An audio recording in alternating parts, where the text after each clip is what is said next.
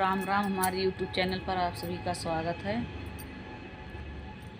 दहेजवा के खातिर बिटिया जनम लिहली मार हो। दहेजवा के खातिर बिटिया दहेजवा में ससुर रुपया मांग ढेर हो।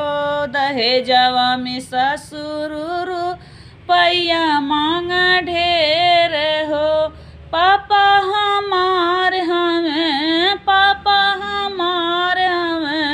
घर के किसानवा होता बहू न मान ससुरु मांग ढेर रुपया होता बहू न मान ससुरु।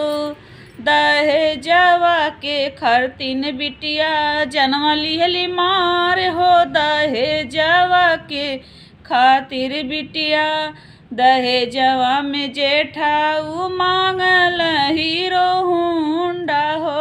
दहेजवा में जेठाऊ मांगल हीरो होंडा हो। पापा हमार हमें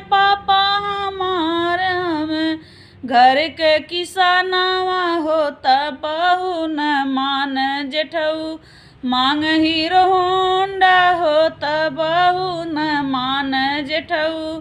दहेजवा के खातिर बेटी जनम लिहली मार हो। दहेजवा के खातिर बिटिया जनम लिहली मार हो। दहेजवा के खातिर बिटिया दहेजवा में सासू जी मांगे गल मोती हरवा हो।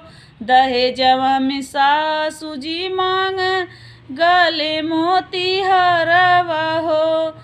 पापा हमार हमें घर के किसानवा होता बहू न माने सासू जी मांग ढेर रुपया होता बहू न मान ससु जी।